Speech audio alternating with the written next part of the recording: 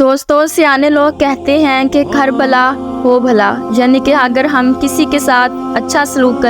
اچھا کریں گے تو آئندہ ہمارے ساتھ بھی اچھا ہوگا۔ دوستوں، امام علیہ السلام کی خدمت میں ایک شخص آ کر عرض کرنے لگا، یا علی، میری دعائیں قبول کیوں نہیں ہوتی؟ یا علی، آپ مجھے دعا مانگنے کا کوئی ایسا طریقہ بتائیں کہ جس سے میری دعا رد نہ ہو۔ جیسے ہی امام علیہ السلام سے اس شخص نے پوچھا تو امام علیہ السلام نے جواب دیا، اے شخص، میں نے اللہ کے رسول صلی اللہ علیہ وسلم سے سنا کہ جو انسان اپنے لیے دعا مانگنے سے پہلے اللہ کے پیارے بندے میں سے کسی کے لیے بھی دعا مانگتا ہے تو اللہ تعالیٰ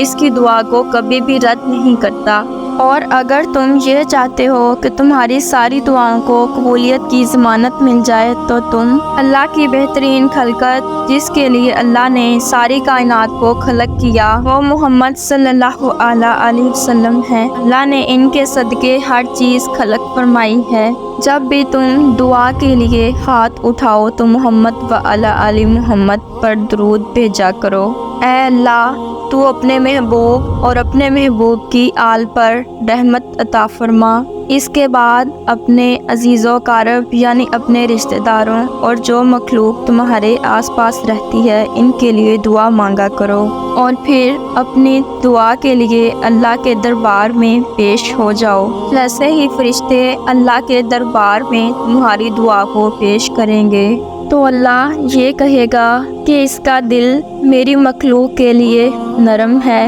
اس کی آنے والی مصیبتوں، پریشانیوں اور مشکلوں کو ختم کر دو، اس کی تقدیر کو روشن کر دو۔ اور فرشتوں کو حکم دے گا کہ یہ جو بندہ میرے محبوب صلی اللہ علیہ وسلم اور میری مخلوق کے لیے دعا کرتا ہے، اے فرشتوں، دنیا کی ساری کامیابیوں اور انعامات سے اس شخص کو نواز دو، اور اس کے لیے ان تمام انعامات اور کامیابیوں کے راستے کھول دو تاکہ یہ شخص اپنی منزل پر احسن طریقے سے، اچھے طریقے سے پہنچ سکے۔ پیارے دوستوں، اس لیے آپ سب لوگ کوشش کریں کہ جب بھی کوئی کام کریں تو سب سے پہلے دوسروں کے فائدے کے بارے میں سوچیں، ان کے بھلے کے بارے میں سوچیں، کیونکہ آپ اگر کسی کے بھلے کے بارے میں سوچیں گے تو اللہ تعالیٰ بھی کہیں نہ کہیں سے آپ کے لیے وسیلہ ضرور بنا دے گا، اور اس میں آپ کے لیے بھی خیر اور بھلائی والا معاملہ کرے گا۔ دوستو، آپ کو اگر ہماری آج کی ویڈیو پسند آتی ہے